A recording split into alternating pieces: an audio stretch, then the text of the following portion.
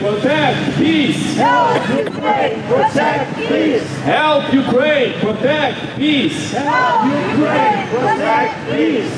Fighter jets for Ukraine. Fighter jets for Ukraine. Fighter jets for Ukraine. Fighter jets for Ukraine. Fighter jets for Ukraine. Fighter jets for Ukraine. Air defense for Ukraine. Air defense for Ukraine. Air defense for Ukraine. Air defense for Ukraine. Air defense for Ukraine. Air defense for Ukraine. More sanctions on Russia. More sanctions on Russia. More sanctions on Russia. More sanctions on Russia. More sanctions on Russia. More sanctions on Russia. Seize Russian assets. Seize Russian assets. Seize Russian assets. Seize Russian assets. Seize Russian assets. Seize Russian assets. My friends, I would like to tell you a very funny story. This is a story of the alternative version of the Olympics. This is the story of the BRICS Games. That's right. You know this one, I can tell. The BRICS Games. Now, my friends, if you haven't heard of the BRICS Games before, don't be shy, don't worry about it. Almost no one has heard of the BRICS Games, and probably almost no one will. But I would like you to know about it, because this story is so funny. Now, as you know, Russia has been banned from the Olympics for the war crimes and the atrocities that they have committed in Ukraine, and rightfully so. Although occasionally the Russians get away with sending one of their own as a quote-unquote representative of a different country, a little deviation from the infamous BRICS Games. There's been another fancy match between a Ukrainian and an ethnic Russian lady who was representing Georgia for some reason. And when she refused to say hello, to shake swords, I don't know what they do, the fencers. They do something to say a goodbye after they're finished fencing. But she refused to do that. And the Russian lady, she started cursing and screaming and shouting. Oh, do they think they can do everything? Why is it that they're allowed to do anything these days? What can I say, my friends? When somebody doesn't realize that the actions of their country influence their own reputation worldwide, when somebody thinks that they can support their country inside of their country, but then abroad, although the whole world opposes it, they're supposed to pay them respect. Well, that's the pinnacle of lack of self-awareness. But let's return to the infamous BRICS Games. Now, what are the BRICS Games? They are something that's being organized in Russia by Russia. And the participants of the BRICS Games are, drumroll, Russia, and almost nobody else. Now, my friends, there have been representatives of a few other BRICS countries.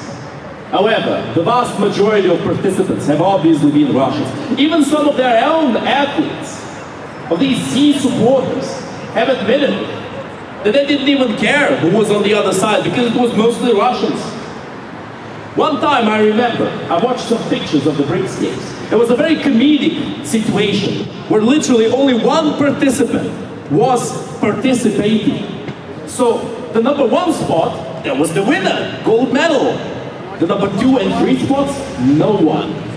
So I guess no one gets the silver and the bronze medal. But at the very least, my friends, we can be happy for the Z Zombies, because at long last, they can win something when they are the only participant. That's right.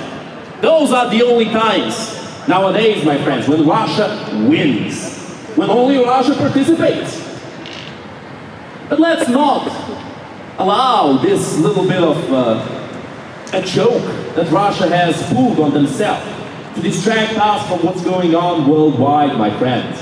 Putin has gone to North Korea to beg the North Korean leader for more armaments, which should tell a lot about the proficiency of the Russian forces on the battlefield nowadays. You know, when you're begging North Korea to arm you, to give you weapons to continue your genocidal war, it means something is not going very well. As you could say, something wrong is not quite right in this situation. But apparently Putin has gotten a few deals from North Korea. Should we be happy for him? I don't think so. It has been said that around half of the North Korean shells don't explode when they hit the ground. So what Putin is getting is a little bit of a lower than made in China level of equipment. Speaking of China, Putin has attempted to form more deals with the Chinese previously, but that didn't work. Now you might ask, why did they not reach a proper deal with China? I mean, it sounds like a deal made in heaven. Or a match made in heaven in this case. China, a country that needs a lot of natural resources. Russia, a country that has a lot of natural resources. Well, my friends, the devil is in the details. The Chinese, you see, they wanted more concessions from the Russian terrorist regime because they see how weak Russia has made itself to be right now. They've seen it. So, having the leverage to do as such, they decided to demand that the Russians sell them the gas at the same price they sell the gas to their own people, with subsidies. Of course, the Russians didn't want any of that. You see, they would be almost getting into the red line. They would be losing money. They didn't want that. So the deal didn't really go anywhere. But it seems like finally at long last, Putin has found somebody on his level. North Korea. Another pariah state. These days it seems like even Ayatollah Iran is above Russia in terms of their bargaining power worldwide. And that's saying something, because before this full-scale invasion, Iran used to be the most sanctioned country on earth. Now Iran is a country with almost limitless natural resources that are being violated by the terrorist Ayatollah regime right now. We have stood together with our Iranian friends many times in opposition against the terrorist Ayatollah regime, because the Iranian people have shown their disdain for this regime many times. Many have died, many have suffered, many have been tortured, but they continue to fight. They continue to resist, they continue to move on, to show their disagreement and to show their ability to fight. Now, my friends, I regret to say, but Russia has not shown the same willingness to oppose their government. Hello, my friends, how are you today? You're very happy, would you like to share? Take the bus! The bus, okay, go on, good luck. I hope you catch the bus, guys, I hope you catch the bus. Lovely people. You know, I remind you all, my friends, that if anyone wants to ask a question or to participate by joining us in this rally, they're always welcome to do so. If they have the time, if they have the will. As the saying goes, where there's a will, there's a way. But in Russia, the saying is different. It's where there's a whip, there's a way.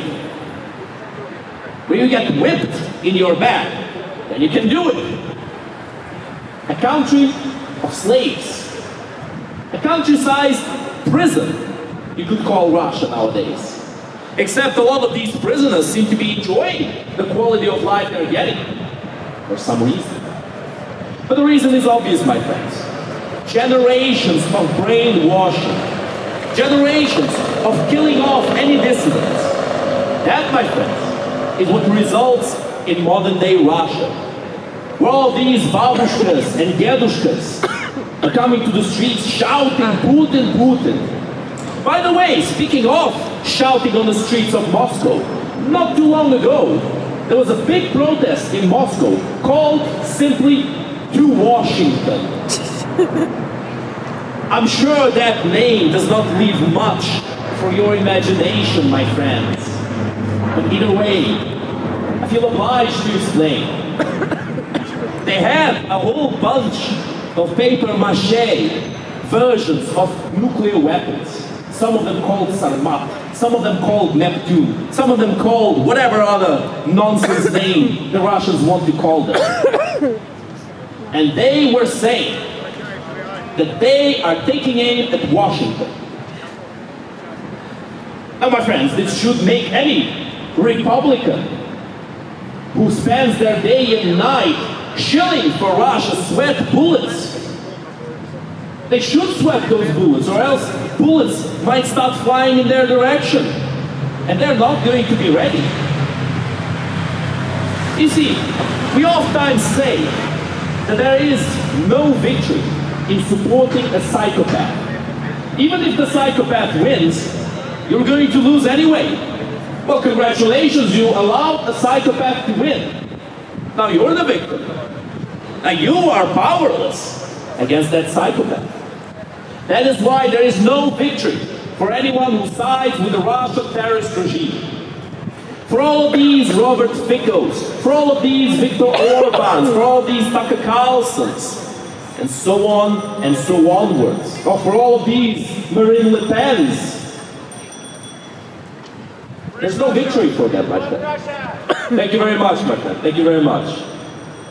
You see, my friends, it's truly telling when every single person who says something in our support says something nice and coherent, straightforward. We can hear them. We can hear them perfectly. However, when somebody says something pro-Russian, we can barely understand what they're saying.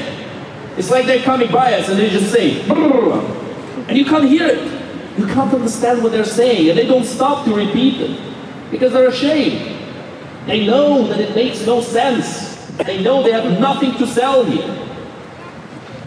You see, sometimes people say that if you are a good enough speaker or whatnot, you can sell any cause.